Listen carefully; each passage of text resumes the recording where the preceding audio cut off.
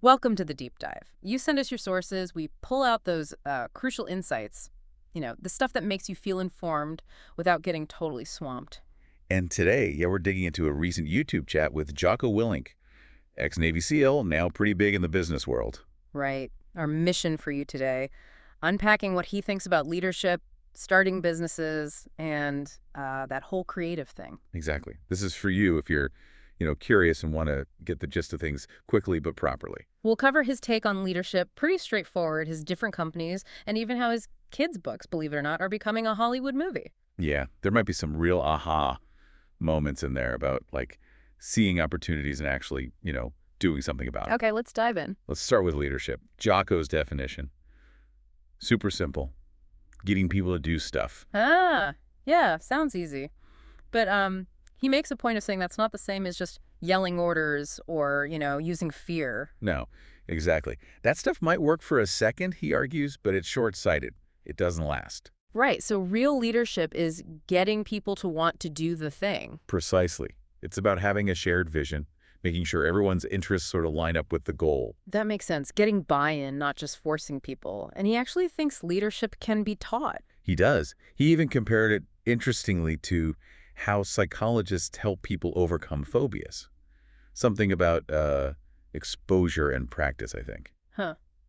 And what are the key skills then? He mentioned asking questions. Yeah, asking earnest questions. Yeah. And humility. That's foundational for him, like genuinely wanting to understand before you just jump in with your plan. So less dictating, more. Partnering up, exploring the idea together first. Exactly. And that ties into his minimally viable plan concept. Okay, how so? Well, you empower people to run with their ideas, to own part of the plan, which leads straight to decentralized command. Ah, the military idea. Give people the goal and let them figure out the details on the ground. Right. Super relevant outside the military, too, especially in business. Makes teams faster, more empowered. Yeah, it definitely pushes back against that old tyrant boss stereotype, which, as he points out, just doesn't work well long term. Not at all. He talks about the strategy of the indirect approach, too. Oh, meaning? Well, instead of direct confrontation, which is often about ego, it's about finding common ground, sort of maneuvering things subtly. It's often way more effective. Okay, interesting. So let's switch focus a bit. How does he find opportunities, for starting businesses and things? It often starts, according to the interview, with paying attention to what bugs you. What problems do you see? Turn annoyances into ideas. Pretty much. He gave that example of the pirate book he read to his kids. Oh, yeah, the wimpy pirate book. He thought it was boring, Yeah. right? And that frustration basically sparked him to write his own children's books. So the takeaway is look for gaps, things that are missing or just aren't being done well. Exactly. An absence in the marketplace, as he put it. That could be a huge opportunity if you spot it and decide to fill it. And he's certainly done that. He's got Echelon Front, the Yeah. leadership stuff. Jocko Fuel, the supplements. And Origin USA, the clothing company, the one focused on American-made stuff. Right. Which is interesting because it ties into a bigger issue, trying to bring manufacturing back. It shows how a business can tackle a problem and be successful. And running all these things, he must have a solid communication network. He mentioned that was important. Absolutely vital, yeah. He also touched on publishing royalties. How authors often get a pretty small slice, maybe 5 to 12%. Wow, that low. Yeah. Which really highlights why marketing and communication are so critical. He said that's like 85, maybe 95% of the battle, getting the word out. Which explains why he self-published initially, to have more control, maybe keep a bigger piece. Probably. But then he moved back to a traditional publisher for the Warrior Kid books. Oh, I switched back. Infrastructure, mainly. Once the movie deal started happening, they needed the publisher's muscle for printing huge numbers, distribution, warehousing, all that logistical stuff. Ah, okay, the scale of it makes sense. So let's talk about that movie, Way of the Warrior Kid. How did a kid's book series get noticed by Hollywood? It started with a producer, Ben Everard. Apparently, his own kid started doing push-ups after reading the books. No way. Yeah. He read one overnight, loved it, saw the movie potential. He'd done Yes Day, so he had some success already. That's a pretty strong sign. So Everard reached out to Jocko. He did, and Jocko, being a writer, first thought, hey, I'll write the screenplay. But he changed his mind. Yeah, he realized pretty quickly that writing a movie script is a totally different skill set, different format, different demands. Smart move. Recognizing you need an expert. So who did they bring in? a screenwriter named Will Staples. And here's a kicker. Jocko actually paid for the initial screenplay development himself, put his own money down. Oh, that's risky. He admitted later it was super risky. Most scripts never get made, right? True. But I guess having his built-in audience, his platform, probably helped de-risk it a bit. Gave it some clout. Definitely helped. And the writing process itself sounds like it was very collaborative between Jocko and Will Staples. Jocko said the script turned out funny, sad, exciting, hit all the right notes. And what's the core idea they wanted to capture from the books? It's really about transformation, how discipline and hard work can change you. Focusing on your potential, not just where you are now. Like the classic hero's journey thing, starting small. Kind of, yeah. He even mentioned figures like Moses or Christ, starting from humble beginnings. The idea that anyone can grow and develop significantly. And the books seem to actually do that for kids. You hear stories about kids doing push-ups, getting better grades. Oh yeah, tons of stories like that. Kids taking up jujitsu.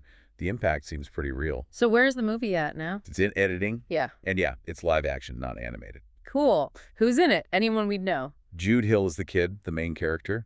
Yeah. And Chris Pratt plays Uncle Jake, the mentor. Chris Pratt. Okay. And who directed? McMahon. He did the Charlie's Angels movies, some others. Right. And they changed the kid's age for the movie. From 5th grade to 8th? They did. The main reason seems to be to add a bit of a romance subplot. Ah, okay. Broadens the appeal, maybe. Hits that slightly older coming-of-age crowd, too. Exactly. Make it work for kids and maybe teens and adults watching with them. And Jocko was apparently very involved on set. Really? Like, hands-on? Sounds like it. Hanging out in Video Village, where they watch the monitors giving constant input. But he stressed it was collaborative with Magard. How so? He mentioned again the importance of asking earnest questions. Instead of just saying, do this, asking, what about this, or why are we doing it that way, fosters real teamwork. It always comes back to those leadership ideas for him, doesn't it? Okay, so this whole creative process, where did the ideas even come from? That's going to be something you listening might wonder about. It's the million-dollar question, right? Yeah. And Jocko's view on it seems to have evolved a bit. He used to be all about execution, execution, execution. But now He still thinks execution is key, obviously. But he gives more weight to the idea itself now.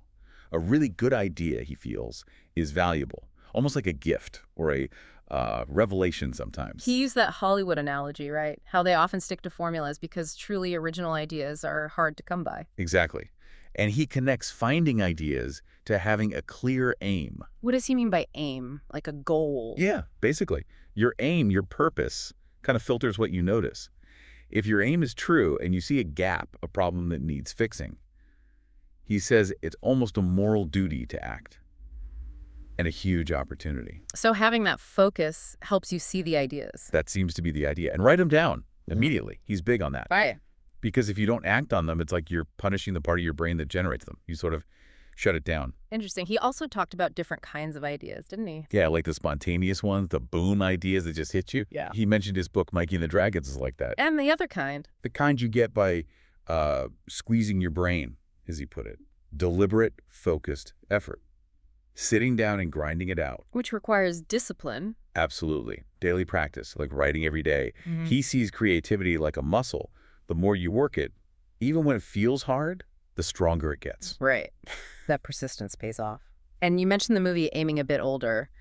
That coming-of-age theme really resonates, doesn't it? Yeah, it hits that adolescent phase where kids are figuring things out, which can appeal broadly. So looking ahead, what's next for Jocko on the creative front? Is he writing more? Oh, yeah. Definitely more kids' books.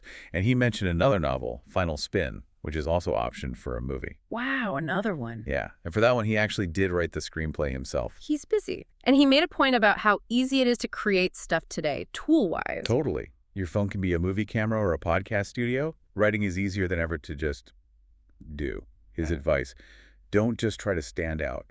Focus on making good stuff that you actually care about. And it comes back to basics again, doesn't it? Honesty, truth. Yep. Honesty, truthfulness, taking ownership, like the title of his first big book, Extreme Ownership. He believes that if you stick to the truth and work hard, even if it starts slow, you'll eventually make progress. So wrapping this deep dive up, we've got this more complex view of leadership. It's about influence, partnership, not just orders. Right. And seeing problems not just as hassles, but as potential starting points for businesses for innovation. And we followed that whole journey of an idea from a children's book to a film, needing collaboration, persistence, Yeah. all that. Yeah, I think that central idea is key. Hmm. Looking at problems as opportunities. That applies anywhere, really. So maybe a final thought for you to chew on. Where are those little sparks, those potential ideas in your world? And, what would it take? Discipline, collaboration, to actually fan them into a flame. Think about that link between spotting problems, setting your own aim, and just seeing where the path takes you. Definitely something to think about. Thanks for joining us for this deep dive. And yeah, send us your sources. We'd love to see what you want us to tackle next. Until next time, take care.